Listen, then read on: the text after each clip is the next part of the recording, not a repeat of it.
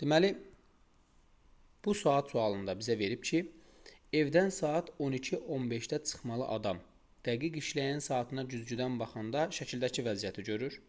Hansı cavab variantında həmin adamın evdən çıxana kimi qalan vaxtı dəqiqələrlə doğru göstərilmişdir? Bu saat güzgüdən baxanda görünən saatdır. Burada saat neçədir desək, biz deyərik onda 13, təxmini olaraq bura olsaydı 35 olardı. Bura isə 40. 35 və 40 aralığında, amma 35-ə daha yaxındır. Ona görə biz bunu 37 götürə bilərik. 13:37 saatın güzgüdən görülən vaxtıdır. Biz saatın normal neçə olmasını tapmağımız üçün asan qaydası belədir ki, 24-dən həmin saatı çıxarıq. 24 demək 23:60 deməkdir. Bunu çıxarsa olsaq, bu bizə verəcək 10:23. Demək ki, normal saat 10:23-ü göstərilmiş və biz 12:15-də də evdən çıxmalıdır həmin şəxs. Onda aradakı fərq nə qədərdir? 12:15-i biz 11:75 kimi yaza bilərik, 60 dəqiqə versək. Buradan da 10:23. Bunlar arasındakı fərq 1 saat 52 dəqiqədir.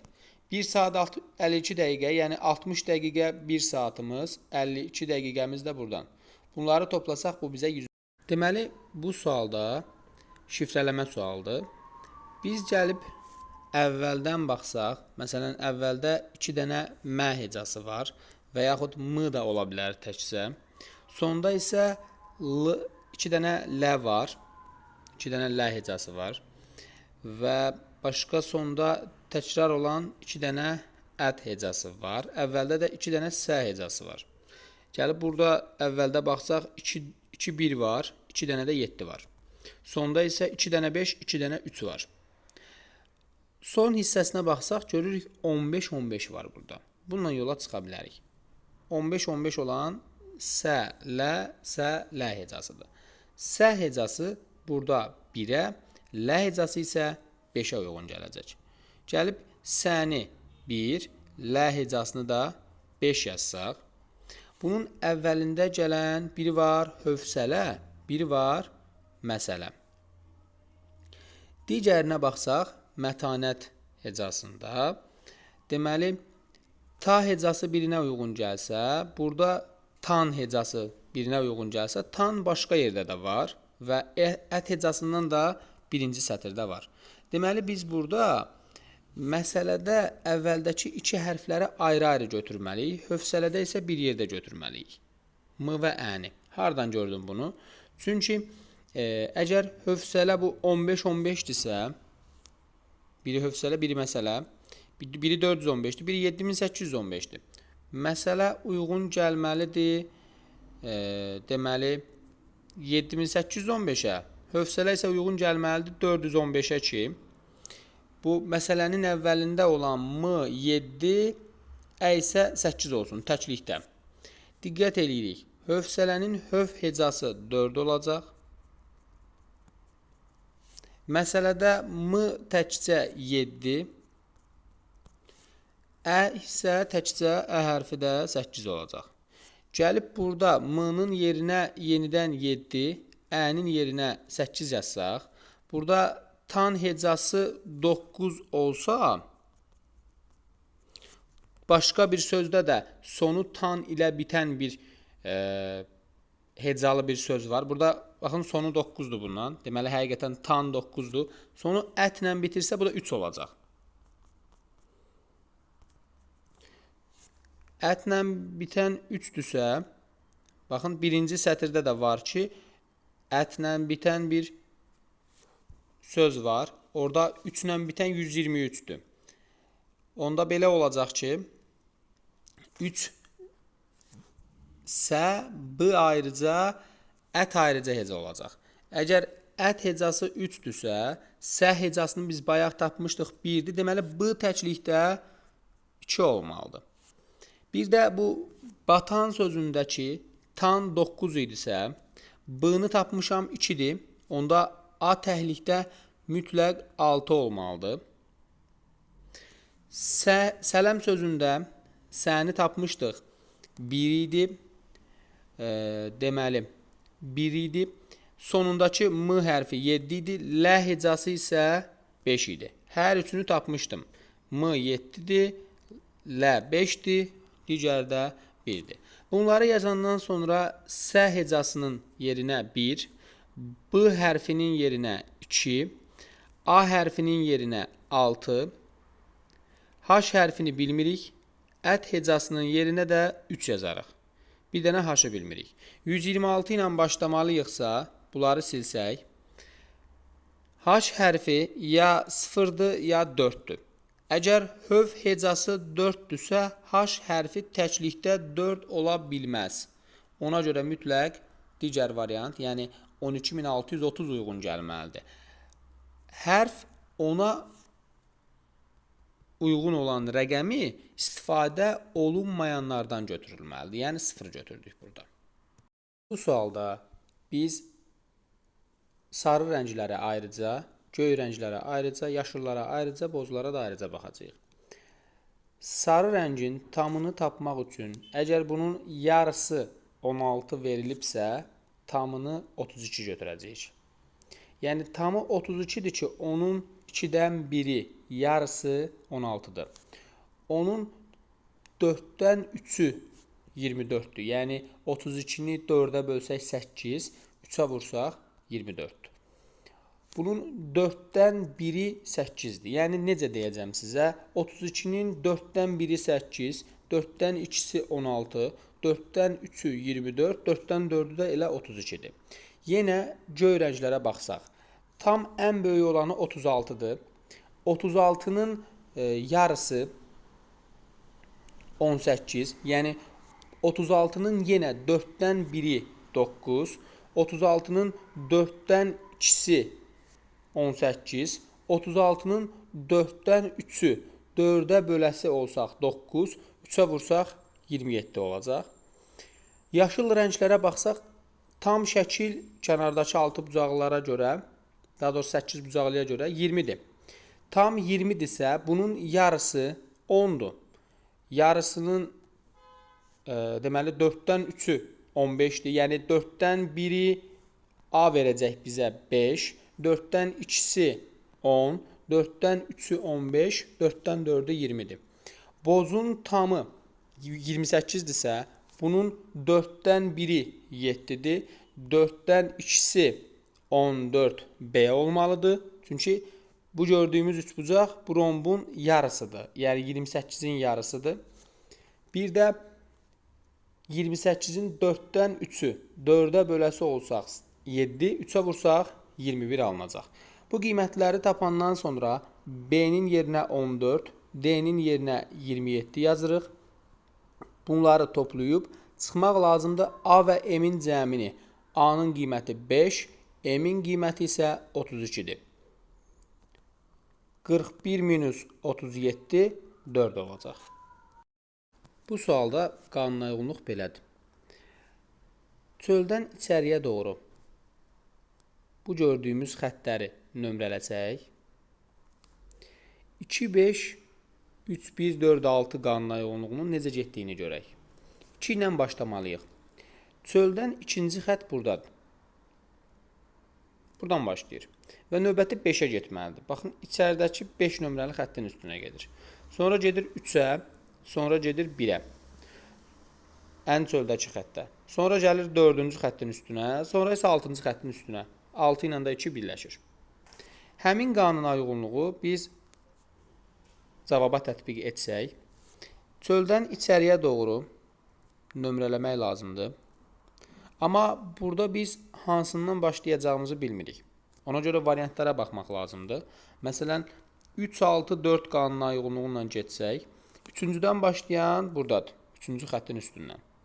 3-dən gedər 6-ya, bəli. 6-dan mütləq birinciyə getməli idi. Amma bu 4-ə gedib deyə olmaz. 6, 4. 6-dan başlamalıca ən içəridən başlayırıq. Buradan 4-cüyə getmir. Nə buradan 1-ə gedir, buradan isə 3-ə gedir. 4-ü görmür. Mütləq biz 4-dən başlamalıyıq. 4 buradadır.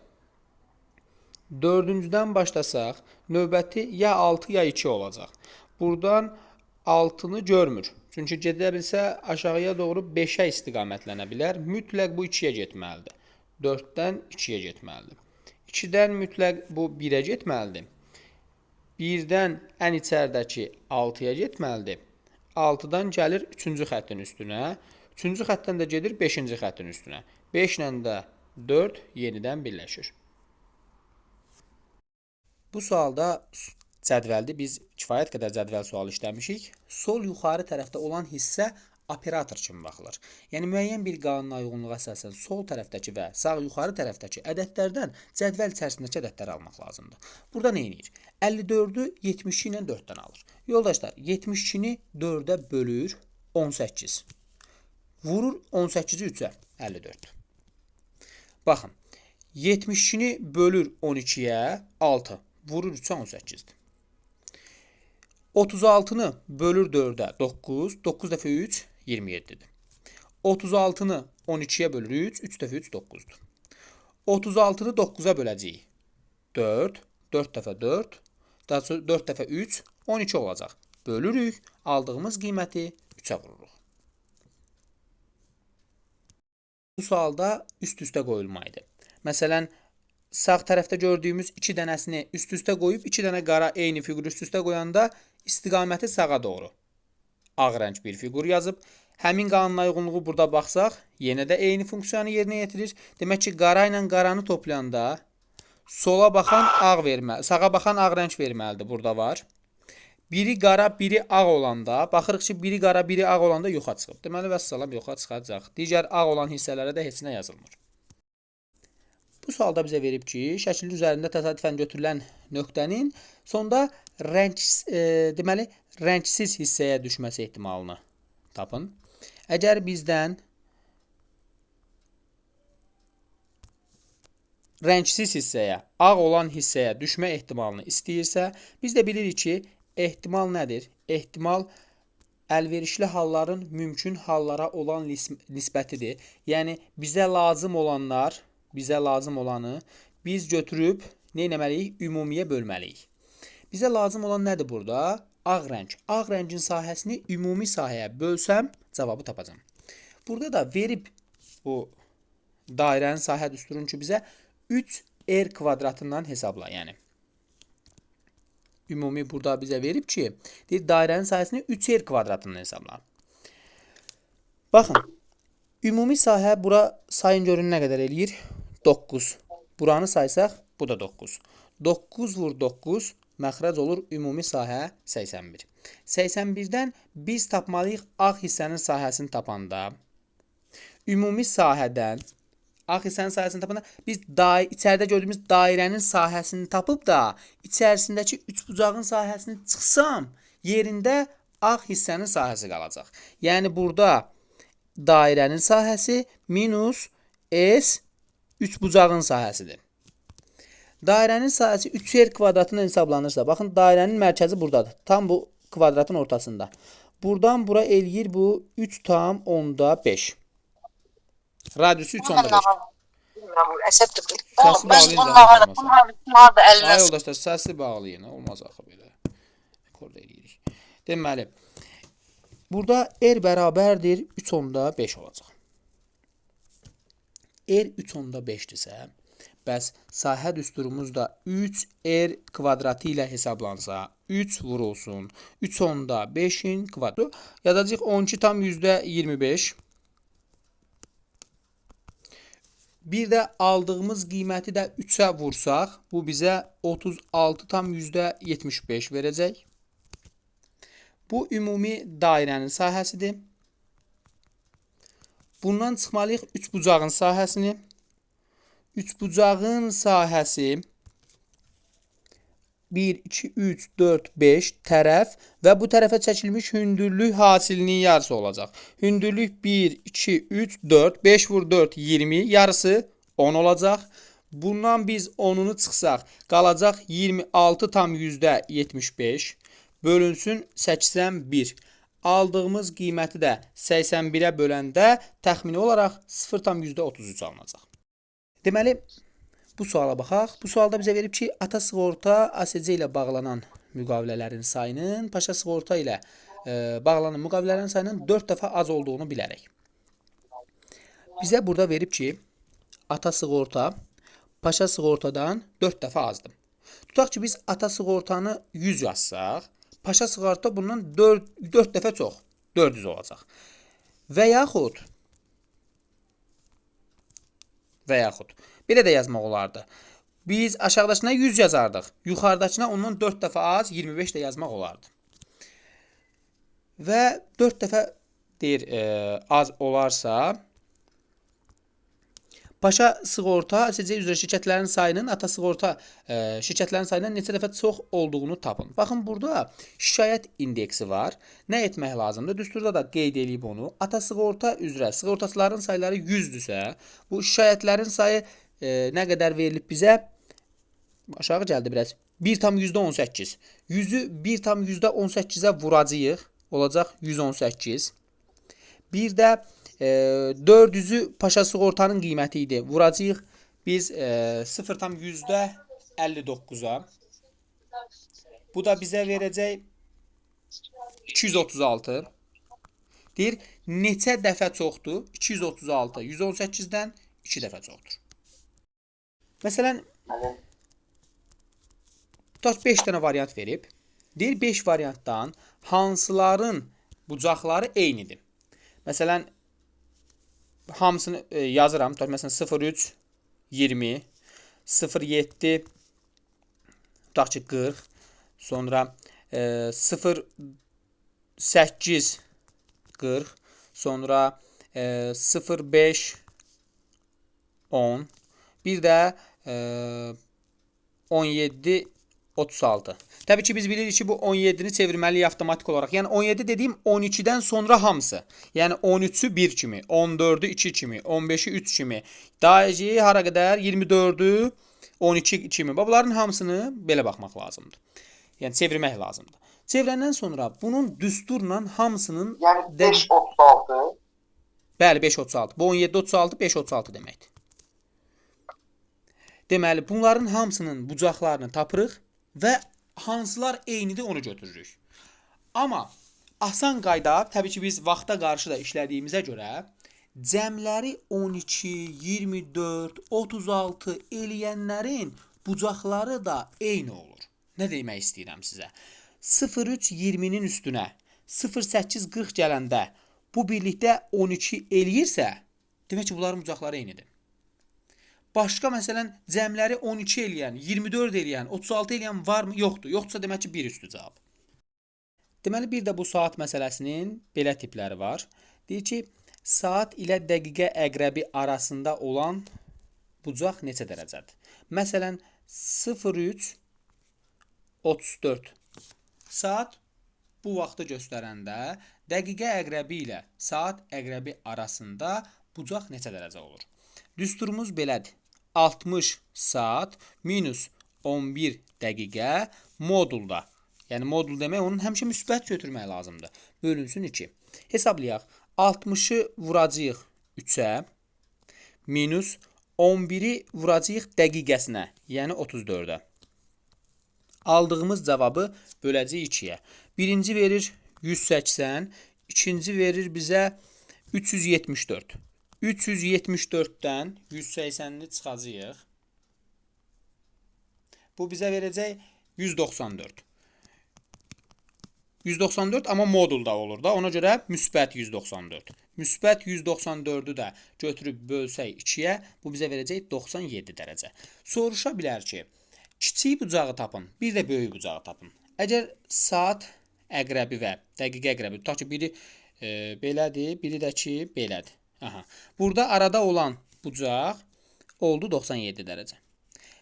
Kiçik bucaq. Amma böyük bucağı soruşsa, tam bucağımız 360 dərəcə olduğuna görə 360 dərəcədən bu 97-ni çıxsaq, yerdə qalacaq nə qədər? Yerdə qalacaq 263 dərəcə. Demək ki, bu çöldəki dərəcə də 263 dərəcəymiş. Əgər olsa ki, saat 0334 yox da. Məsələn olsaydı 1725. Bu zaman biz bunu elektron saata yox da, o divar saatına nəzərən yazdığımıza görə 17-ni göstərsə də belə, yenə də onun saat əqrəbi 5-i göstərmiş sayılır. Saat əqrəbi, balaca əqrəb 5-i göstərmiş sayılır. Dəqiqə əqrəbi isə 25-i göstərmiş sayılır. Yəni 25 dəqiqə gəlməsi. O da gəlib belə təxmini olaraq buralara bir yerə düşmüş olacaq. Amma biz burada nə edəcəyik bəs? Biz burada dəqiqə əqrəbi ilə saat əqrəbi arasındakı bucağı tapanda bunu 17 ilə yox, 5 ilə hesablayacağıq. Yəni 5:25 kimi hesablayacağıq. Çünki divar saatında gecə durub saata baxanda da saat 5-i göstərir. Biz günortadan sonra saata baxanda yenə də 5-i göstərir. İkisinin də şəklini çəksəz eyni şəkildir. Amma elektron saatda gecə durub baxsaz 05, yəni səhərə yaxın 25 göstərəcək, amma günortadan sonra baxsaz 17:25 göstərəcək. Biz də divar saatından işlədiyimizə görə o fərqlənməlidir. Burada nə ilə işləməliyik? 5:25 ilə. Yəni yenə eyni qaydada 60 saat minus 11 dəqiqə bölünsün 2 düsturuna əsasən saatın yerinə saatın qiymətini, dəqiqənin yerinə də dəqiqənin qiymətini yazıb hesablamaq lazımdır. Məsələn, bunu hesablasaq bu bizə verəcək 300 minus 25-i 11-ə vuranda 275 eləyəcək. 275-dən 300-dən 275-ini çıxsaq, bu bizə verəcək 25 dərəcə. 25-i də 2-yə böləndə 12,5 dərəcə. Həqiqətən görürsünüz nə qədər kiçik bir bucaqdır. 12,5 dərəcə olacaq. Deməli, bu sualda qanuna uyğunluq belədir. Bu ikisini saat əqrəbi istiqamətində bir addım yerin dəyişir. Bu dəfə sağ aşağı tərəfdə olmalıdır ki, növbəti sol tərəfə keçsin.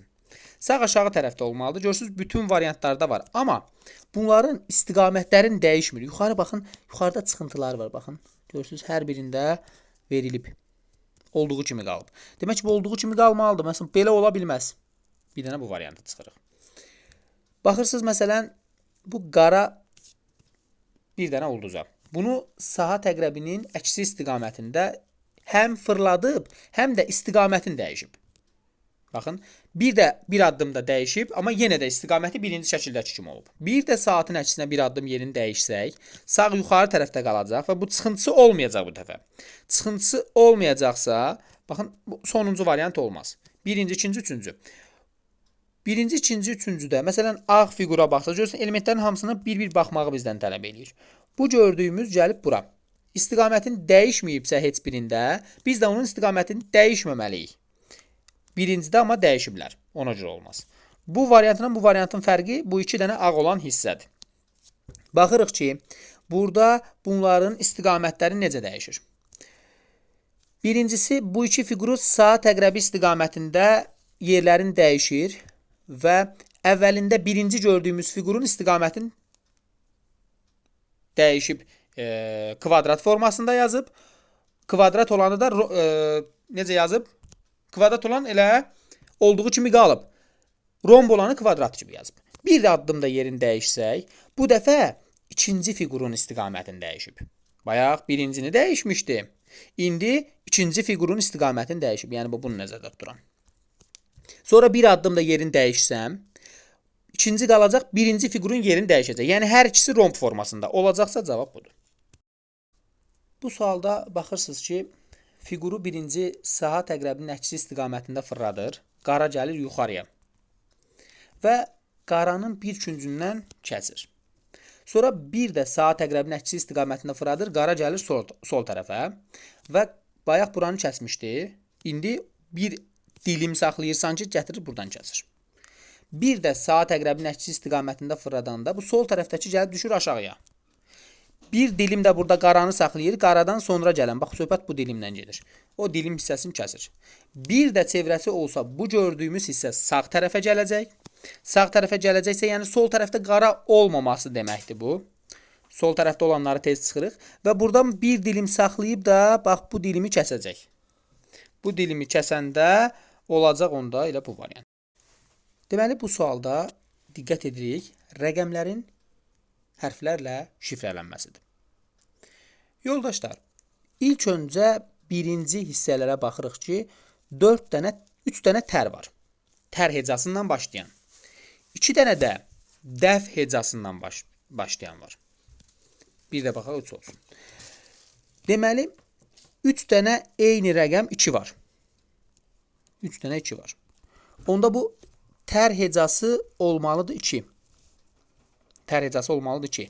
2 dənə dəf var idisə, 2 dənə də 1 var. Onda olur dəf 1. Sonu 1 ilə bitən 671 var. Sonu dəf hecasından bitən budursa, 671 uyğun gəlir birinciyə. Onda S və Ə hərfləri biri 6, biri də 7-ni bildirir. Yəni S 6, Ə 7 imiş. Bunları yazmaq lazımdır. Daha sonra dəfin əgər bu dəf 1 idisə, tər də 2-dir. Bu getdi birinciyə. Onda o biri dəflə başlayan, yəni 1 ilə başlayan da 134-ə uyğun gəlməlidir. Dəf 1-dirsə, tək i var, bir də son hecalarına diqqət edirsiniz ki, sonunda 4 dənə nə hecası var. Sonunda 4 dənə 4 olduğuna görə demək ki, nə hecası 4 imiş. Dəfinə də 134-ə uyğun gəlirsə, dəfinənin i'si 3 olmalıdır. Dəfinənin i'si 3 olmalıdırsa, tərsinə sözündə tər olur 2. Nə bilirik ki 4-dür. S-nı bilirəm 6-dır. 2, 6, 4. Amma i hərfini tapmışamsa 3-dürsə, deməli bu gəlir sonuncuya. Onda tərsanə, tərsinə var, tərsanə var. Tərsanə də uyğun gəlməlidir 2654-ə. Çünki tər 2-dir, nə 4-dür. S 6-dırsa A mütləq 5 olmalıdır. Vəssalam. A da 5-dirsə A 5-dir. Ə nədir bəs? Ə 4-dür. Ə 7-dir daha doğrusu. Ə 7-dir. Bir də i hərfinizdə bilirəm 3-dür.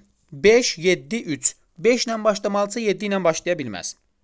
Yoldaşlar, biz demişdik ki, tər hecası 2-dir. Burada gördüyümüz 2 R hərfinə uyğun gələ bilməz. Çünki həmin 2 tər hecasına aiddir. Burada gördüyümüz 1 dəf hecasına aid olmalıdır. Amma bunu götürüb N hərfinə bərabər eləyiblər, o da olmaz. Variantları çıxaraq işləyən kimi qalacaq bu. Birinci qatdalayır, məsələn, bu hissəni yuxarıya. Bu xətt bir xəttinə nəzərən bunu simmetrik olaraq bunun üzərinə qatdalayır. Sonra burada alınan şəkili 2-2 xəttinə nəzərən qatdalayır bura. Burada alınan şəkili bura qatdalayır. Burada alınan şəkili də 4-4 xəttinə nəzərən bura qatdalayır. Bu sualda bir elementə baxaraq davam etsəz daha yaxşı olar.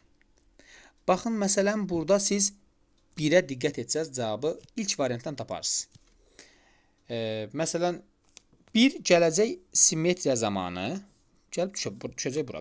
Çünki burada trapesiyanı görürsünüz. Burada da həmin trapesiya var. Trapesiyanın 1 hardadırsa, burada da 1 gəlib bura düşməlidir. Simmetrik olaraq. 1 buradadırsa, bu 1 simmetriya zamanı hara gəlib düşəcək? Gəlib düşəcək bura.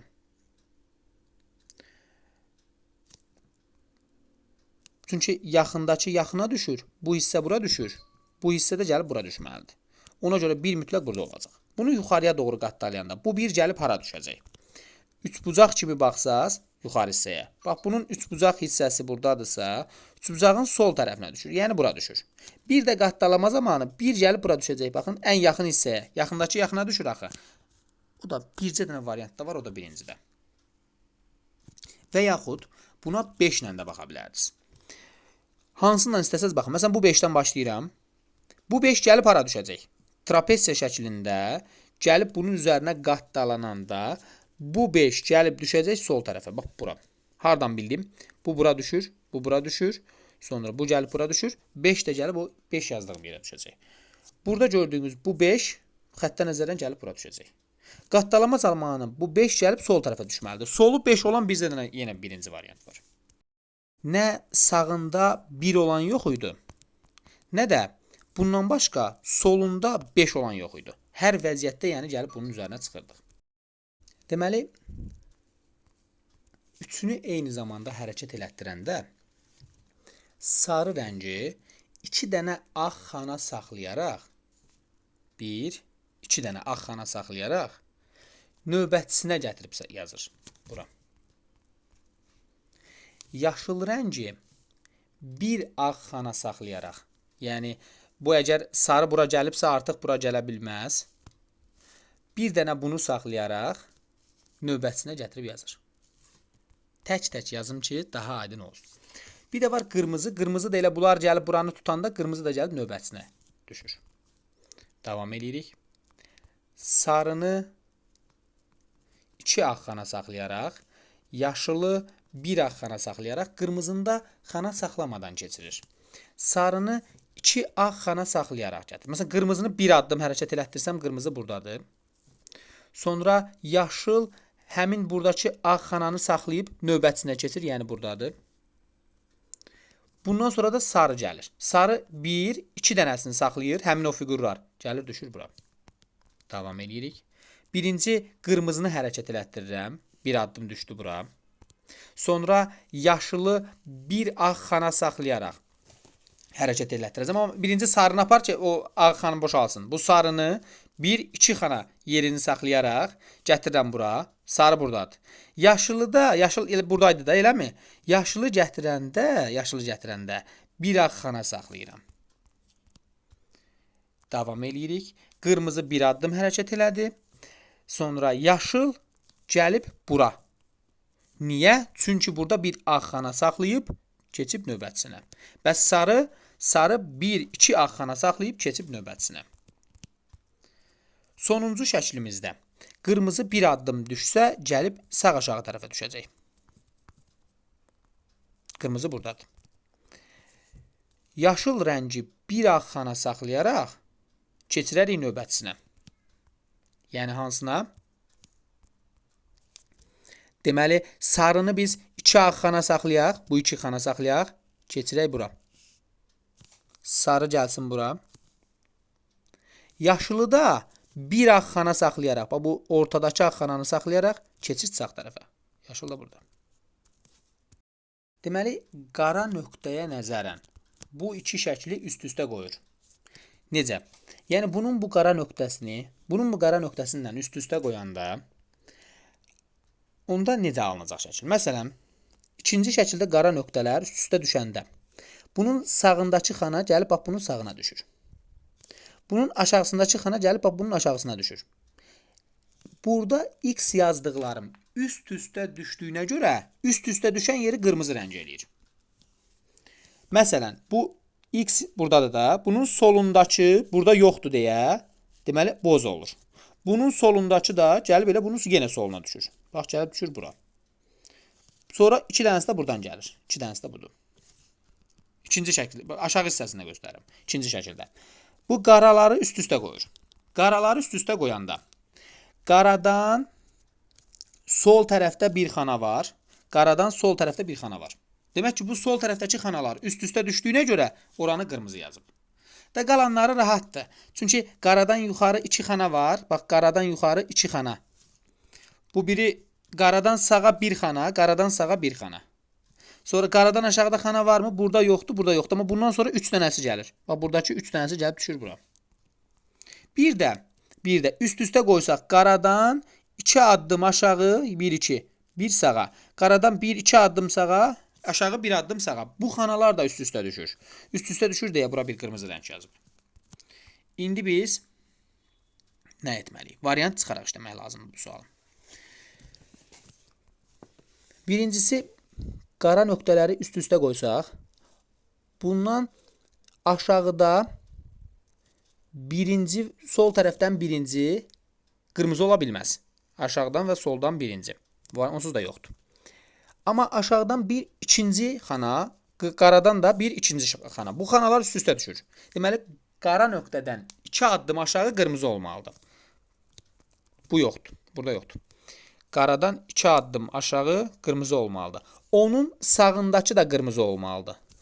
Onun sağındakı da qırmızı olmalıdırsa, sonuncu variantda onun sağındakını qırmızı yazmayıblar. Yaxşı. Bəs görək hələ qaradan sağdakı xana. Qaradan sağda burada xana yoxdur. Burada varsa o qırmızı olmamalı idi. Bunu da çıxdıqmı? Birinci yoxsa sonuncu. Qaradan sağa ikinci xana. Qaradan sağa ikinci xana. Qaradan sağa ikinci xana. Bunlar üst-üstə düşdüyünə görə qırmızı rəng olmalıdır. Bu sualda deməli variantlarla baxmaq lazımdır. Kəsik hissəsi. Məsələn, burada gördüyümüz bu hissəsi buna ən uyğun gəlir. Məsələn, bax buradakı bu hissə o deyil. Bu hissə o deyil. Ona görə çıxırıq. Digər hissələrdə də oturacaq hissələr, məsələn, bu hissənin böyüklüyünə görə, o 90 dərəcə bucaq altında olmasına görə, məsələn, bu hissəni çıxara bilərik. Sonra bayaq dediyim o yuxarıdakı hissəsinə görə bu hissəni çıxara bilərik. Sol tərəfdəkinə görə. Bir də o yuxarı hissəsində gördüyünüz bu deyil. Ən uyğun olanı budur yəni. Burada da şəklin içərisində də verib özü. Yoldaşlar, bu sualda belə aşağıdakı şəkildə saxlamışam ki, əsas izahdan qanuna uyğunluğu daha yaxşı başa düşəsiniz. Bu gördüyünüz 4 fiqur bir-biri arasında, özləri arasında yerlərini dəyişirlər yəni. Demək istədiyim nədir? Burada gördüyümüz şəkil keçir növbətçisini, yəni bura. Sonra bu keçir bura. Sonra bir addım keçir sola, sonra gəlir bura. Sonra getməlidir yuxarıya. Sağ yuxarı tərəfə getməlidirsə bu variant olmaz. Yuxarıdakı hissə bir dəfə qara, bir dəfə boz. Bir dəfə qara, bir dəfə boz olursa, qaradan sonra boz gəlməlidir. İkincisi də olmaz. Daha sonra variantların fərqinə baxsaq, görəcəyik ki, aşağı tərəfdə məsələn ağ, qara, boz. Ağ, qara növbəti boz rəngi olacaq. Boz rəngi olmalıdırsa bu ola bilməz. Amma aşağıda görürsünüz ki, hər birində 4 bucaqlı mı deyim, dairə mi deyim, hər birində o fiqurdur. O fiqurdursa o fiqurun yerini dəyişə bilməz. Ona görə cavab sonuncudur. Bu sualın sahəsini biz belə tapmışdıq. Bölürük 4 yerə. Birinin sahəsini tapıb vururuq 4-ə. Hər bir xanat sahəsi 1-dir. Amma bizə rənglənmiş hissənin sahəsi lazımdır. Baxın, bu 1-dir. Bu 1-in yarısı qədərdir. 0.5. Bu da 1-dir. Baxın, bu da 1-dir. Baxın, bu da 1-dir. Bura 0.5'dir. Baxın, burada 0.5'dir. Və salam. Hamısında belədir. Hamısında belədir. Ona görə birini topla. Məsələn, 1, 2, 3, 4. Yarımlar 5. 0.5'i də üstə gəlsəm 5.5. Onda burada elədir. 5.5. Burada 5.5'dir. Burada 5.5'dir. Çünki bu şəkillər 4'ü də bir-birinin simmetriyasıdır. Güzgü əksidir. 4 dənə 5.5 bərabərdir 22'yə. Bu sualda bu nöqtəni ABC-yə vurub birinci sətirdən yazıb. 7-ni ABC-yə vurub ikinci sətirdən yazıb. Biz tapmalıyıq ki, 7-ni nəyə vuranda ABC eləyir. 7-ni ABC-yə vurub 3024 alıblarsa, 7-ni nəyə vuranda 3024 alınır? Həmin ədədi tapmaq üçün 3024'ü götürüb 7-yə bölsək kifayətdir. Bizə 432 verəcək. Bu 0 buradan düşüb. 2'ni nəyə vuranda 0 alaram? 5'ə. Vəssalam, qalan hamısını tapa bilərik. 5 dəfə 2 10, 0 yazaq 1 yadda. 5 dəfə 3 15, 1 yadda 16. 6 yazaq 1 yadda. 5 dəfə 4 20, 1 də yadda 21. Davam etsək 10 1 yadda, 2 3 1 yadda 4, 2 və 3 olacaq. Bu sualda saha təqrəbi istiqamətində baxsaq, üstünə 1 gəlib, üstünə 2 gəlib, üstünə 3 gəlib, üstünə 4, 5 gəlibsə, növbəti 6 gəlib, 25 almalıdır. Bu sualda şəkillər eyni olduğuna görə, şəkillərin eyni hissələrində duran ədədlərin ədəd hərflərə bərabər olmalıdır. Yəni ki, A plus B bərabər olmalıdır 21'ə. Sağ tərəfdə gördüyümüz A minus B 9'a bərabər olmalıdır. Bunları alt-alta toplasaq, B'lər islah olunacaq. 2A bərabərdir 30'a, A bərabərdir 15'ə. A əgər 15'dirsə, 15'in üstünə nə gəlsək 21 olar? 6. Bizdən isə AB hasilini istəyir. A vur B 15 vur 6 90 olacaq. Eyni işarələr eynisi olmalıdır. Məsələn, sonunuzda baxırıq ki, 3A1L var. Bunun 4'ü də eyni ola bilməz. Bu 3 eyni olmalıydı.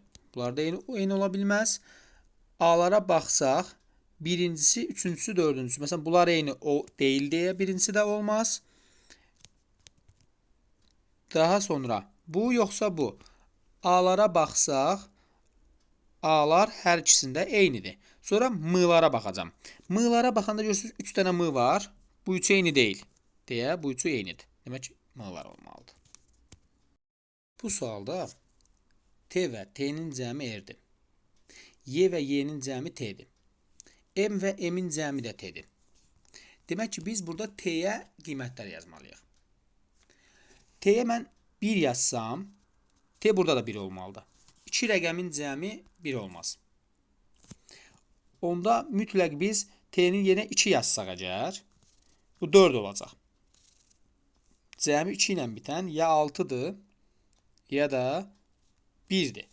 Burada da T-nin yerinə 2 yazsam, mütləq bu 1 olmalıdır. Deməli, onda mütləq bura biz 6 yazmalıyıq. Y 6-dırsa, gərək onda A ya 3 olsun, ya da 8 olsun. A-nın yerinə 3 yazası olsam, onda gərək burada K da 6 olsun. K da 6, Y də 6 olmaz. Niyə? Çünki eyni hərflər, eyni müxtəlif hərflər, müxtəlif rəqəmlər olmalıdır. T-nin yerinə 3 də yazırıq. Alınmır, onda gətir T-nin yerinə 4 yaz. Yəni, bütün ehtimallarına baxmaq lazımdır. T-nin yerinə 4 yazanda digərlərinə də 4 yazırıq. Bu iki rəqəmin cəmi, burada da 2 rəqəmin cəmi 4 ilə bitirsə, ya 2 2-dir, ya da 7 7-dir ki, 14, 4 yazaq 1 yadda qalsın. M ilə M-in cəmi 4 ilə bitirsə, bu 7 ola bilməz. Çünki 7 7 olsaydı 14 olardı. Demək ki, bu M mütləq 2 imiş. Onda Y-nin yerinə mütləq biz 7 yazmalıyıq. Ki 14 eləsin, 4 yazaq 1 yadda qalsın. Y burada 7-dirsə, Y burada da 7-dir. Cəmi 7 olan nə var? Ya 3 ilə 3, 6, üstə 1 gələk 7 olsun, ya da 8 ilə 8. Eğer 8-dirsə, A-nı 8 götürə bilmərəm. Onda A-nı mütləq 3 götürmək lazımdır. A 3-dürsə, burada da 3-dür. Cəmi 3 ilə bitən elə bir 2 rəqəm yoxdur. Ona görə yaddası var da, əvvəldən onsuz yadda gəlir. Bu 2 deməkdir. 2 olması üçün ya 1 1, ya da ki 6 6 olmalıdır. 1 1 olsaydı, əvvələ yadda verə bilməzdi bu. Yadda verməlidir amma. Demək ki, mütləq 6 6 imiş. İndi sondan əvvələ baxın. 4 plus 4 8, 7 plus 7 14. 4 yazaq 1 yadda. 6 plus 6 12, 1 yadda 13, 3 yazaq 1 yadda. 3 plus 3 6, 1 yadda 7.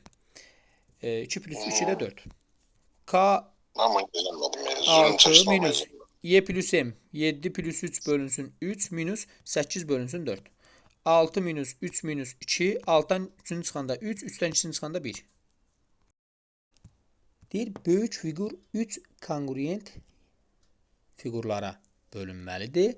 Fiqurlardan biri sürüşdürmə, fırladılma, digərinə nisbətən daha çox sayda, fırladılma nəticəsində digərləri alına bilər. Deyir, digərinə nisbətən daha çox sayda birincisində fiqur var. O hansıdır? Baxın yoldaşlar, bu sualda 3 dənə eyni şəkil almaq lazımdır. 3 dənə eyni şəkil almaq lazımdır. 3 dənə eyni şəkil almaq lazımdırsa, baxın buradan belə bölür. Bu düzbucaqlı hissəsi olduğuna görə biz də buradan bir düzbucaqlı götürürük. Bunu düzbucaqlı etsək, baxın bu formada. Buradan davamında bax belə bir xətt çəkməliyik ki, bu belə bir kongruent fiqura, oxşar bir fiqura əmələ gəlsin.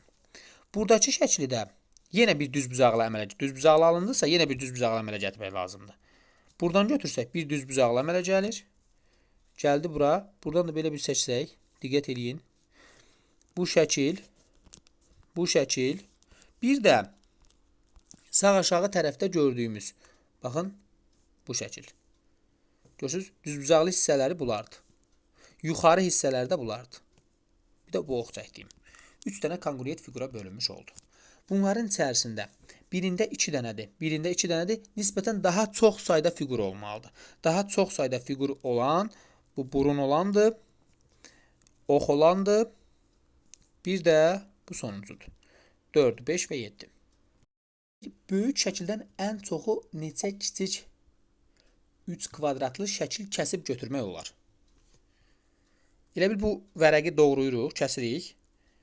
Elə keçmək lazımdır ki, bu şəkildən ən çoxu bu formada olan bir şəkillər çıxarda bilərik. Məsələn, biri burada, sonra biri burada, bu hissəsi, bu mərkəzdə yaşıl olan hissəsidir. Biri burada, biri də burada.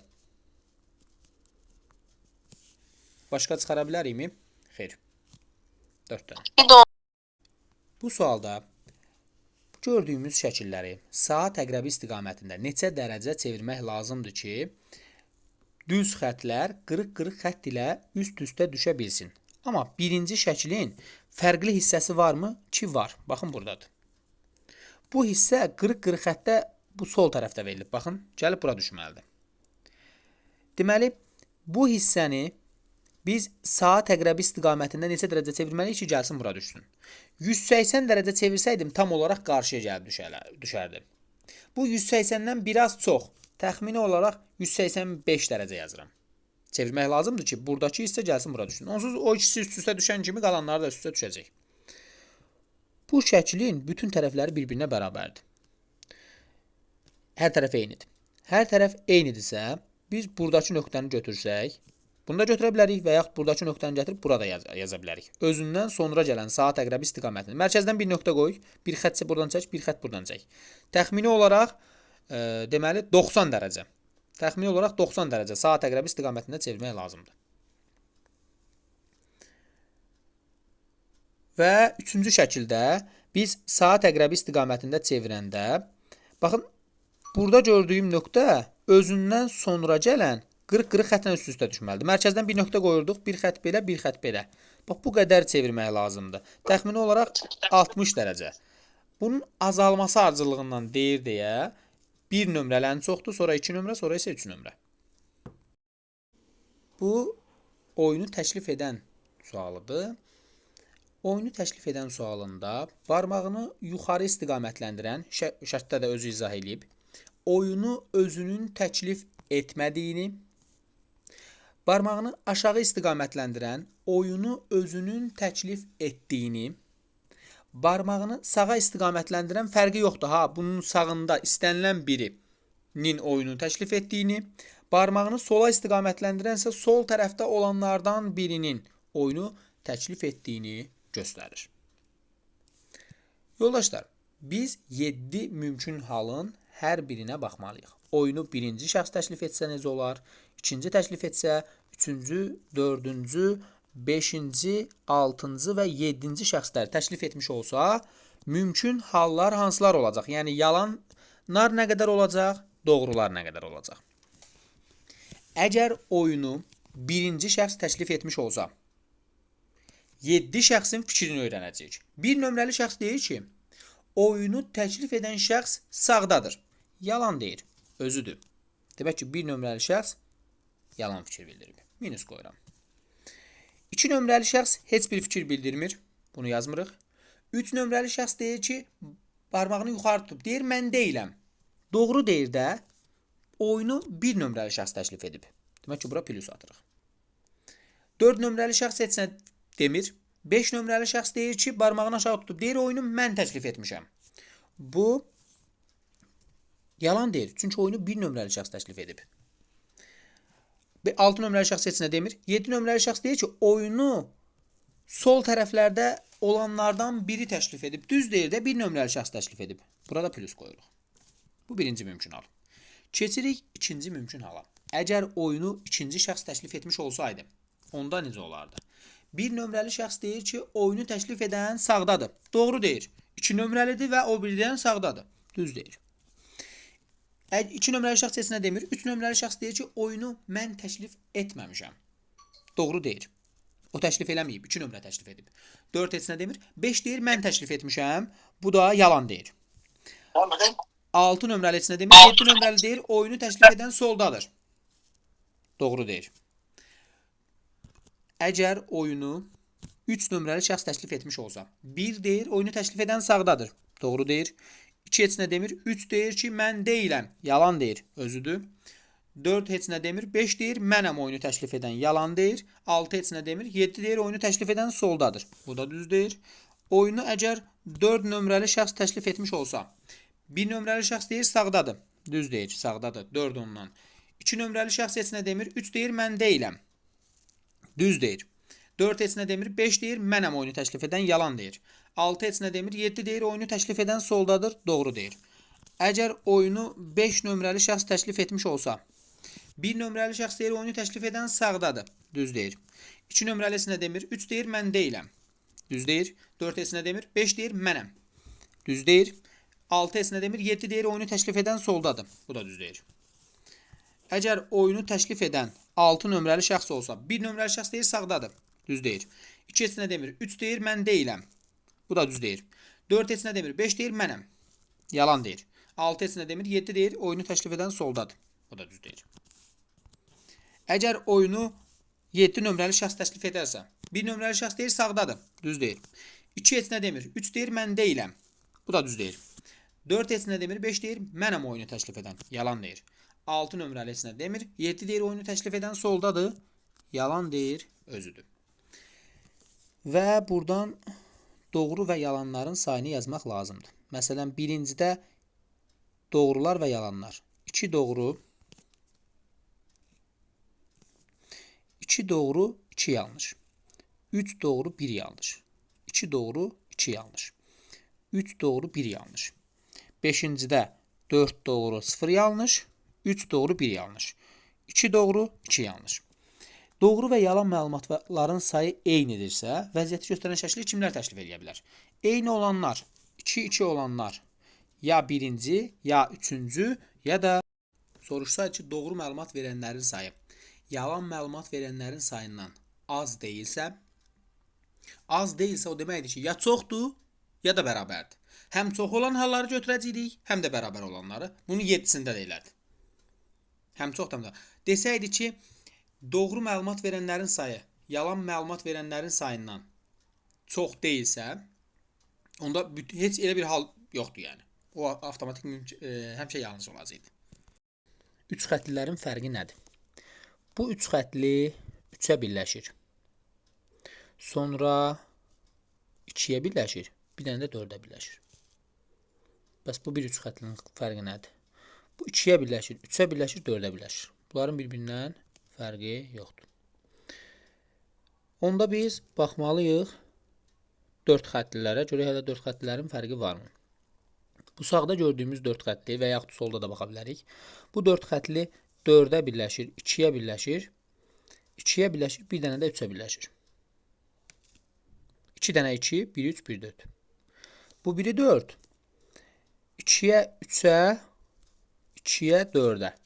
2 dənə 2-yə birləşir, 4-ə və 3-ə birləşir. Bunlar da eynidir. Onda biz 2-lərə baxacağıq. Hər 2 4 xətliyə birləşən 2 xətli var. Bunu dəqiq bilirəm. Bizdən nəyi soruşur?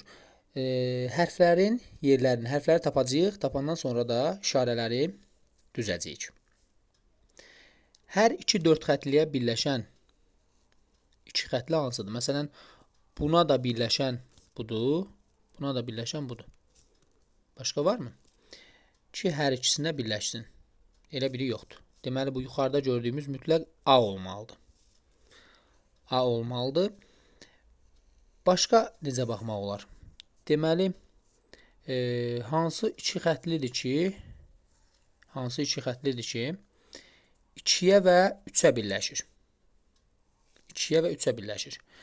Sonra o birləşdikdə 2-yə 3-ə birləşir. Birləşdiyi 2 də təzədən bir də 2-yə birləşir. Bax, bir var, bu 2, 2-yə 3-ə birləşir, buradan 4-ə birləşir. Deməli, birləşdiyi 2 təzədən 2-yə birləşən yoxdur burada, sağ tərəfdə. Amma sol tərəfdə var ki, 2, 2-yə və 3-ə birləşir. O birləşdiyi 2 xətli təzədən bir də 2-yə birləşir. Əsas onu tapmaqdır. Əsas onu tapmaqdır ki, 2, 2, 2, 3-ü də ard-arda gəlsin. Bu 2 olsa, bu 2 bu 2-yə birləşir. Bu 2 bu 2-yə birləşir və buradan da 3-ə birləşir. Demək ki, həmin 2 bu sağ tərəfdə gördüyüm imiş ki, bu 2 imiş ki, bunun hərfi olmalıdır ki, bunun birləşdiyi 2 xətli P-dir. P-nin birləşdiyi iki xətli K-dır. K da o biri tərəfdən 4 xətliyə birləşir, yəni S-ə. Bu 4 xətlini tapmışamsa, o biri 4 xətli R hərfi imiş. Bunu da tapa bilərik. Daha sonra deməli N hərfinin birləşdiyi 3 xətli. Solda baxırıq. N hərfinin birləşdiyi 3 xətli C hərfidir. Bu C-dir. C-nin birləşdiyi 3 xətli Ə hərfidir. Ə-nin birləşdiyi 2 xətli M hərfidir. M-nın birləşdiyi 2 xətli D hərfidir. Və salam, hamısını tapdım. İndi M-nı götürürük. M 6-dır. Ə hərfi 5-dir. R hərfi 8-dir. D hərfi də 7-dir. Bunların deyir, kodları da 1, 2, 3, 4 olarsa artma ardıcıllığından düz. Baxın, artması sırası ilə. Artması sırası ilə düzəndə məsləhət görürəm ki, yanına kiloqram yazasınız. Çünki burada indi 5, 6, 7, 8-dir. Amma bəzən ola bilər ki, 1, 2, 3, 4 olar. 1, 2, 3, 4 ilə bu 1, 2, 3, 4 qarışmasın deyə yazmağımız məsləhət görürlər. Ən yüngülü 5 kiloqram olan 1 nömrədir. Daha doğrusu 2 nömrədir. Sonra 6 kiloqram olan 1 nömrədir. Sonra 7 kiloqram olan 4 nömrədir. Sonra 8 kiloqram olan 3 nömrədir. Bu sualda qanuna uyğunluq belədir ki, sətir boyu, baxın, 4-ün 4-ə, yəni 4 sətir fiqur var. Burada 2 sətirdir. Burada isə 3 sətirdir. Yəni 2, 3, 4 sətir. 2 sətir, 3 sətir, 4 sətir. 2 sətir, 3 sətir, növbəti 4 sətir olmalıdır. 4 sətir olmalıdırsa bunları çıxmaq lazımdır. Daha sonra qaraların sayına diqqət edin. Birinizdə 2 dənədir, burada 4 dənədir, burada 6 dənədir. Burada 4-dür, burada 6-dır, burada 2-dir. Baxın, sətir boyu 2, 4, 6. 2, 6-dırsa, gərək burada 4 dənə olanı götürək. Bu sual qatlanma sualdır. Yəni ki, biz bir nömrəli xəttə nəzərən buradakı hissəni bura qatlamalıyıq. Simmetrik olaraq yaxındakı yaxına, uzaqdakı uzağa düşməlidir. Sonra bu iki şəkil, təbii ki, 3-lə indi burada aşağıda gördüyümüz şəkil, bu ikisi üst-üstə düşübsə, bunu bir də buradakı xəttə nəzərən sağa qatlamaq lazımdır. Hamısını sual işarəsinin yerinə gətirməliyik.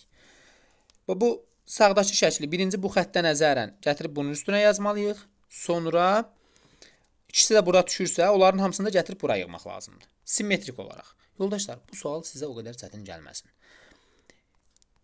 Diqqətlə baxın, elementlərə tək-tək baxmaq lazımdır. Məsələn, burada gördüyüm oxu mən bu xəttə nəzərən simmetrik aşağıya qatlayanda burada gördüyümüz ən yuxarı hissəyə düşəcək.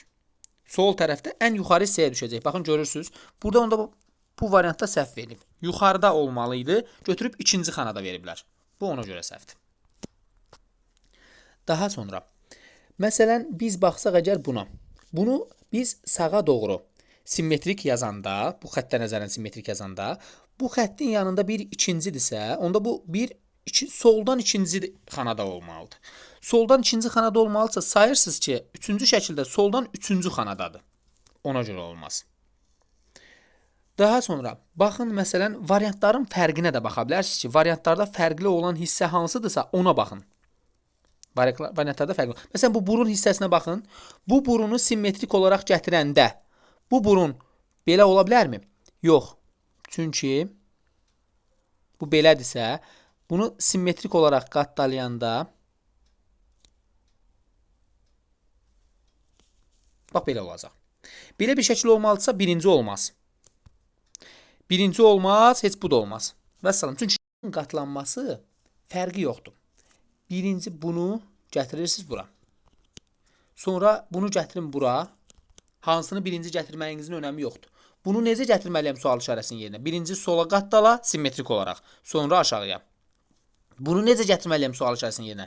Birinci yuxarıya, sonra sağa. Yəni bizim o qatlanma sualımız kimi deyil. Burada ardıcıl aparmasan da olar. Əsas məsələ fiqurları hara gətirməlisən və necə gətirməlisən, bunu bilməlisən. Ki biz burada bu burunla yola çıxdıq ki, bu burun 1-2 xana saxlayıb, 1-2 xana saxlayıb 3-cü xanada olmalıdır da burada. 3-cü xanada olmalıdırsa simmetriyası burada olacaq. Simmetriyasını götürdük. Sonra biz baxdıq, məsələn, buradakı ox. Əgər bu bu xəttə nəzərən simmetrik aşağı düşəndə gəlib bu birinci sətirdə bax burada olacaq. Burada olmalısa variantlardan birini buna görə çıxmış olduq. Digərlərinə tutaq ki, məsələn, aşağıdakıları necə aparardım? Əgər bunu aparmaq istəsəydik, bu xəttə nəzərən bu gəlib düşəcəkdi ən yuxarıya. Ən yuxarıya baxanda əgər bunun üzü yuxarı baxırsa, indi üzü aşağı baxacaqdı. Üzü aşağı baxacaqdı. Sonra bu xəttə nəzərən simmetrik gətirəndə bu ən uzaqda olduğuna görə burada da gəlib ən sonuncu xanaya düşəcəkdi. Özdə olduğu formada. Sağ aşağı tərəfə baxan bir ox olmalıdır. Görün hələ bizim variantımızda həqiqətən baxın, sağ aşağıya baxan bir ox varmı? Bəli, məsələn baxın görürsüz burada yuxarıya baxır. Ona görə bunu çıxacaqdınız. Bu sualda da bizə böyük fiqur 3 konqruent fiqura bölünür. Deyir ki, hansılardan birinin üzərinə düşənlər digərindən daha çoxdur. Burada bölünməsi belə olacaq. Burada məsələn bu hissəsi kvadrat olduğuna görə buradan da bir kvadrat ayırmaq lazımdır. Amma necə ayıracağıq? Baxın, bu fiqurları götürüb belə böləcəyik. Bir də bu təpə nöqtələri var. Bax, bu nöqtələri birləşdirməklə nəsə bir şeylər almaq olar. Çünki burada belə bir üçbucaq olduğuna görə onunla da yola çıxa bilərsiniz. Bu hissəsini belə bölürük ki, buradakı kvadrat bununla eyni ola bilsin. Və bu nöqtələri də birləşdirsək, diqqətlə baxın, bu şəkillə eynidir. Bu şəkildə bunların yuxarıdan aşağı baxanıdır. Fırlada bilər, amma üçü də eyni şəkildir. Konqruent formada bölünmüş 3 dənə eyni şəkil alınır. Hansının içərisində daha çox olanlardır? Bax bunlar. Birində 3 dənədir, o birlərdə 2-2-dir. Burun olan 4, sonra ox olan 6. Deməli, çubuqlarda əsas məsələ bölünməni bilmək lazımdır. Sonra soruşduğunuz şeyi daha da asan tapmaq olur. Başlayırsınız, burada dəstələr əmələ gətirir. 1 nömrəli çubuqdan başlasaq, 1 nömrəli çubuq bağlar vasitəsilə gedib 12-yə birləşib. 12-dən başlayan gedir birləşir 9-a. 9-dan başlasaq, gedib bu birləşir 2-yə. 2-dən başlasaq, bu gedib 1-ə birləşəcək. Əgər 1 təkrar alındısa, deməli burada dayanırsınız. Yəni bu dəstə bitib. Keçirsiniz növbəti. 1, 2 istifadə olunub. 2 hardan çıxdı? 1-dən 12-yə, 12-dən 9-a. 9-dan da başlayan gedir 2-yə birləşir axı. Aynen. 1, 2 getdisə, baxırıq 3-ə. 3-dən başlasaq, gedib birləşəcək 4-ə. 4-dən başlayan var, bəli. Gedib birləşir 10-a. 10-dan başlayan var, bəli. Bu gedib birləşir 6-ya. 6-dan başlayan var və bu gedib birləşir 8-ə. 8-dən başlayan var, gedib 3-ə birləşirsə, artıq təkrar oldusa dayanırsınız və bu 3-ü bir dəfə yazırsınız. Bax, deyirəm, yadınızda saxlayın. Sonra başlayırıq, bunun içərisində olmayan rəqəmlərin birini yaza bilərsiniz. Məsələn, 5 yoxdur burada. 5-dən başlasaq, 5 gedib birləşəcək 11-ə. 11-dən başlayan gedib birləşəcək 7-yə. 7-dən başlayan gedib 5-ə birləşəcəksə, deməli dayanırıq burada. Sonra saymağınızı məsləhət görürəm. 12 çubuq var idi. 4 çubuq birincidə, 5 çubuq ikincidə, üçüncüdə də bu. 3 dənə. 12 dənə toplayanda cəmi çubuq istifadə etmişiksə, demək ki, bitib. İndi buradan sizdən istənilən bir şey soruşa bilər. Soruşa bilər ki, məsələn, ən çox sayda çubuğa malik olan dəstə, 3 dəstə var burada. Ən çox çubuğa malik olanı budur.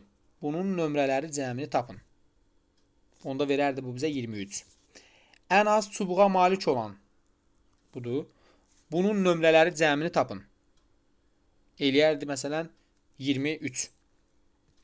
Soruşa bilər ki, ən az çubuğa malik olanın cəminin topaların sayına hasili, yəni neçə dəstə əmələ gəlib ona hasili. Yazardıq 69. Və yaxud ən çoxunun da ola bilər. Və yaxud sayı nə ən az, nə də ən çox olmayan topanın bunun cəmi bizə verərdi 24. Bunun sayının, yəni nəyi soruşsa tətbiq edə bilərsiniz. Sayını tapın və yaxud sayının topaları hasilinə, 3-ə hasili 72. Bu cür yazmaq olar.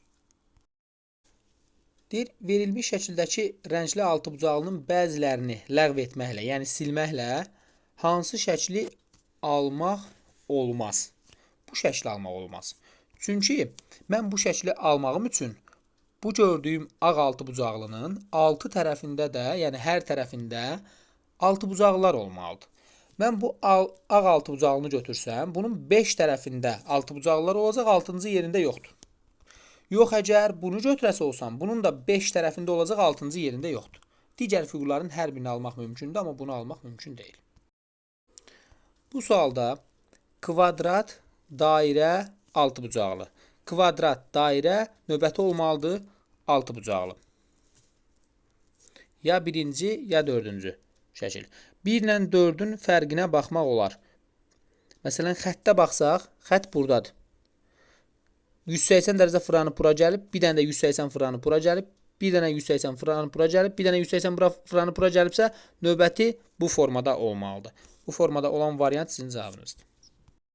Deyir, digərlərindən fərqlənən şəkil hansıdır? Diqqət edin, birincisi burada 2 ağ üçbucaq var, 2 ağ üçbucaq var, 2 ağ üçbucaq var. Burada da, burada da, burada da, burada da, burada da, amma burada yoxdur. Biri qara, biri ağdır. Ona görə 7-cini çıxaracağıq. Yəni biri 7-dir. Fərqli olanın biri 7-dir. Bir də bu burunların sağ tərəfində əgər diqqət edirsinizsə, xəttlər yuxarıdan aşağı gəlir sanki. Baxın, burunların sağında belə gəlir. Məsələn, 6-cı şəklə baxın. 6-cı şəkildə amma elə gəlmir. Sadəcə üfüqi xəttlər verib. Yəni demək istədiyim odur ki, buradakı 5-ci şəkildə çəkilən xəttlər üçbucaqları kəsmir. Uzatsam, üçbucaqlara paraleldir. Amma 6-cı şəkildə çəkilən xəttlər üçbucaqları kəsir. Ona görə biri 6-dır, biri 7-dir. Bayaq demişdim 7 niyə olduğunu buradakı üçbucağa görə.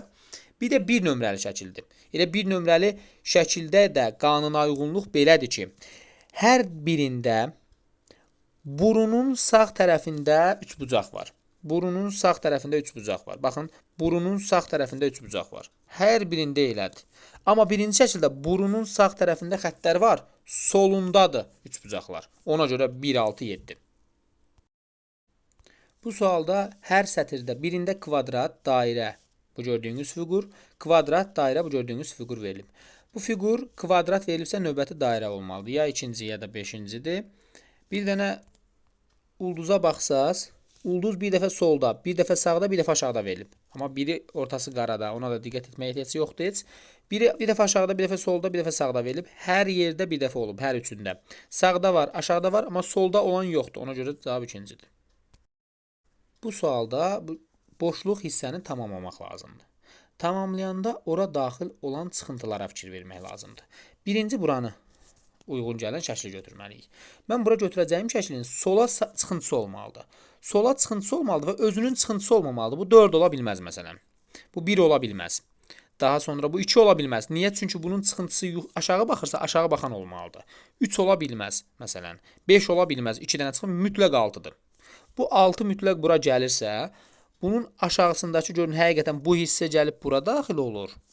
Bu hissə də gəlib bura daxil olur. Sağındakı hissədə sağı tamamlayırsa, altının yuxarısındakı hissə belə olacaq. Belə bir şey. 4. Yuxarısındakı hissəyə də daxil olan ya 4-dür, ya 3-dür. Amma 3 ola bilməz. 3-ü götürəsi yazası olsan bura, 3-ün sağındakı hissəyə daxil olan 2 dənə yuxarı baxan ox yoxdur ki, mən burada götürəm ki, onun 2 dənə oxu yuxarı baxsın. Ona görə cavan oğlan doğru deyir. Mütləq burada 4 olmalıdır ki, bu hissəsi bura daxil olsun. Boşluq hissəsi də bu hissəni tamamlasın. Sağındakı qalan hissəyə də gəlib 1-i daxil etsək, aşağı hissələrin də qanuna uyğunluğunu gözləsək, 1 gəlib buranı, o biri də gəlib buranı tamamlaya bilər. 1, 4 və 6. Böyük şəkildən ən çoxu neçə kiçik dördbucaqlı şəkil çıxarmaq olar? Ən çoxu. Bu şəkli təbii ki, fırlada bilərik. Məsələn, biri burada. Bu şəklin biri buradadır. Biri buradadır.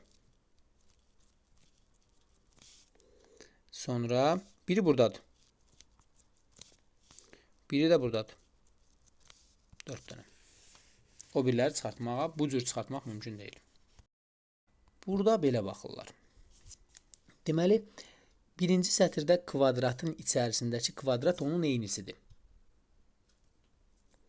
Buradakı fiqurun içərisindəki eynisi deyil. Buradakı şəkildə bu buna oxşuyur, amma fikir verirsinizsə bu daha uzundur. Bu hissəsi altı bucağının. Bu bunun eynisi deyil. Buradakı şəkil eynisidir. Kiçiyi içərisindəki. Buradakı deyil. Çünki niyə deyil? Bu yuxarı hissəsi daha sıxlaşdırılmış formada, kiçik formadadır. Onu kimi deyil. Buradakı da içərisindəki çölündəkinin eynisi deyil. Buradakı eynisidir. Həcmi kiçilsə. Buradakı deyilsə, deməli burada da olmamalıdır. Burada olmamalısa birincisi eynisidir. İkincisi də eynisidir. Bu da eynisidir. Bu da eynisidir. Bu eynisi deyil. Niyə? Çünki bunun bütün tərəfləri bir-birinə bərabərdir. Romb formasındadır. Amma bu paralelogramın qarşı tərəfləri bərabərdir. Yəni, bu sol tərəfi aşağı tərəfinə bərabər deyil. Ona görə olacaq üçüncü. Bu sualda belə baxır qanuna uyğunluğa. 2 dənədir. Sonra sağa təqrəbi istiqamətində kvadratdan sonra yeni bir fiqur yaradıblar. 3 dənə olub. Sonra dairədən sonra eyni formada gəlir. 3 bucaqdır, kvadratdır, dairədir. Bir də dairədən sonra romb gəlib. İndi bu dəfə bu 4-də olduğu kimi gəlməlidir də rombdan sonra yeni bir fiqur əmələ gəlməlidir. O da 6 bucaqlıdır. Digərlərində eyni deyil. Məsələn, birincidə 3 bucaq kvadrat, sonra 6 bucaqlı yox da dairə gəlməli idi. İkincidə 3 bucaqdan sonra sağa təqrəbi istiqamətində kvadrat gəlməlidir. Üçüncüdə 3 bucaqdan sonra kvadrat, kvadratdan sonra dairə gəlməlidirsə, burada romb gələ bilməz. 3 bucaq kvadrat, kvadratdan sonra dairə, dairədən sonra mütləq buradakı romb gəlməli idi. Burada 6 bucaqlını gətiriblər, ona görə olmaz. Bu sualda 5-dən 4-ü müəyyən qanuna uyğunluğa tabedir. Qanuna uyğunluq budur ki, 4 dənə xət var, 2 dənə fiqur var. Toplayanda 6 eləyir. 4 fiqur var, 2 xət var. Toplayanda 6 eləyir. 5 xət var, 1 fiqur var. Toplayanda 6 eləyir. 5, bu deyil. Burada 3 xət var, 3 də fiqur var. Toplayanda 6 eləyir. Burada amma 6 fiqur var, 1 xət var. Toplayanda 7 eləyir. Akvariumda qalın xətlərlə sərhədlənmişlər hər biri bir blok formasındadır və blokun içərisində su ilə dolu olan hissələr var. Su ilə dolu olan sətir və sütunların içərisində neçə xananın içərisində su varsa, o sətir boyu sətrin sonunda yazılıb hər birində. Sütun boyu da sütunun sonunda yazılıb. Amma bir məsələ var ki, burada. Məsələn, bu xanada, bu sətirdə 2 xana su ilə tam dolmalıdırsa, bu su burada ola bilməz. Çünki yarımçıq xana olmaz. Suyu sanki buradan biz tökəsi olsaq, burada yarımçıq formada veriləcək. 2 xanalıq su. 4-ün yarısı qədər. Olmaz elə bir şey. 2 xanalıq su axıb gedər. Ona görə mütləq bunlarda su yoxdur deməkdir. Su olan bir buradır, bir də buradır. Ki, burada su dayana bilsin. 2 xanada. Sonra baxıram, bunun qarşısında 5 xanada su olmalıdır. Bura deyil mütləq. Çünki burada su durmaz. Tökülər aşağı. Mütləq şəkildə 4 xananın 4-ü də su ilə dolmalıdır. Və bir də biri mütləq bu olmalıdır. Ki, burada su dayansın. Məsələn, bu sütun gözümə sataşdı. Burada 5 xanada su olmalıdırsa, aşağıda su ola bilməz. Deməli, 6-sından 5-ində mütləq su var imiş. Burada. Burada su dayanmaz. Burada suyun dayanması üçün mütləq burada da su olmalıdır. Bunun yanı tam olaraq dolmalıdır demək. Belə bir şey gördüm burada mən. Ki burada su dayansın. 5 dənəsi buradan. Sətirdə 3 dənə olmalıdır. İkisi buradadırsa, biri burada ola bilməz. Onu dəqiq bilirəm. Çünki burada bölünər. Həm də ki, bu 5 dənəsi dolubsa, artıq əlavə bura yazmaq olmaz.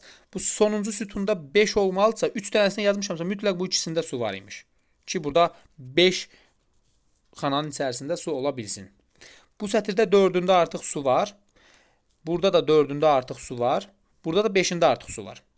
Bir dənə bu iki xanada burada 3 olmalıdır deyə sətrin sonunda. Mən ya bura ya da bura. İkisindən birinə su yazacağam. İndi burada 2 olduğuna görə bura yaza bilmirik. Ona görə mütləq bura yazmaq lazımdır. Bizdən soruşur ki, hərflərin yerləşdiyi xanaların boş hansılar doludur, hansılar boşdur?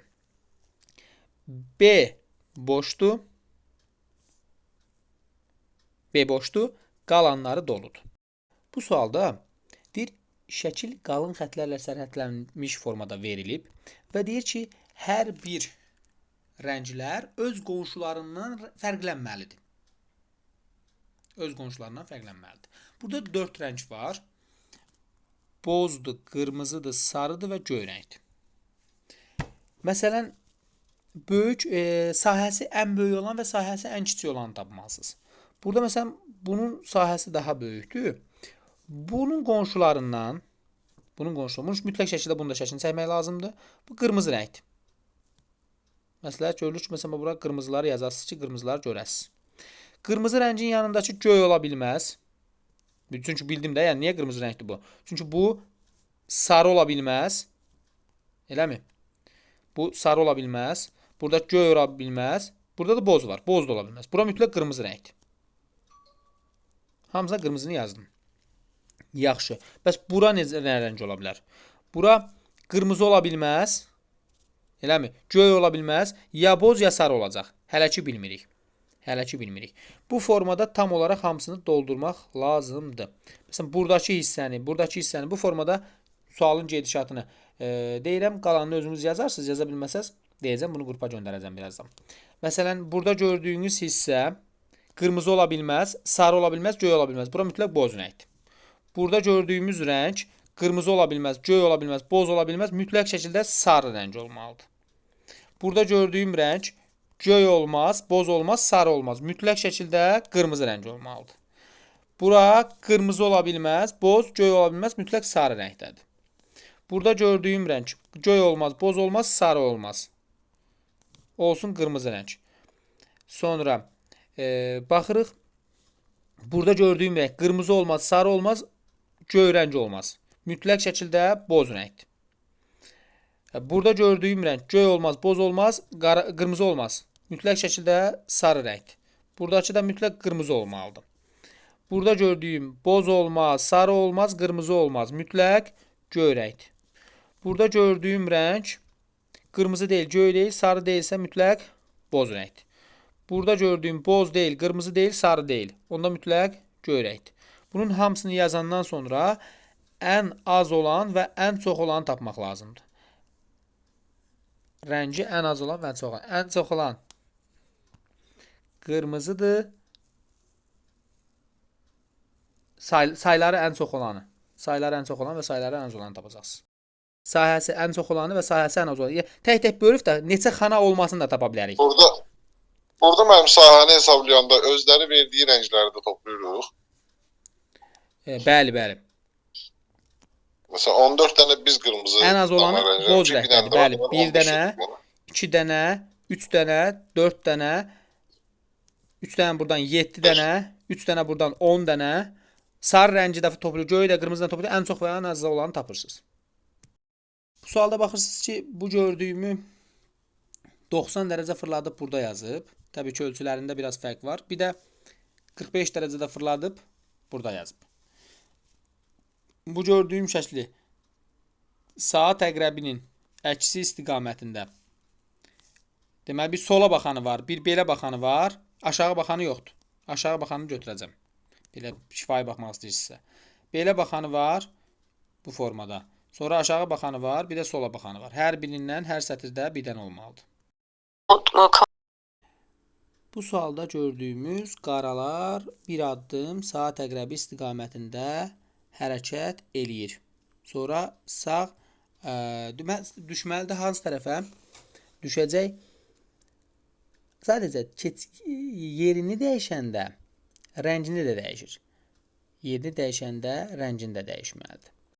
Bildiniz necə olsa? Məsələn, sol aşağı tərəfdə bir qara, bir ağ. Bir qara növbəti ağ olmalıdır və sola tərəf baxmalıdır. Ağ olmalıdır və sola tərəf baxmalıdır. Yuxarıdakı isə bir ağ, bir qara, bir ağ, növbəti qara rəng olanı götürürsən. İstiqamətləri də saat əqrəbi istiqamətində yerini dəyişir. Digərlərində də elədir. Bunu isə saatın əksinə istiqamətin yerini dəyişir. 2 ağ, 2 qara, 2 ağ bu formada gələcək. Burada da bir aşağı, bir yuxarı, bir aşağı, növbəti bir yuxarı baxmalıdır.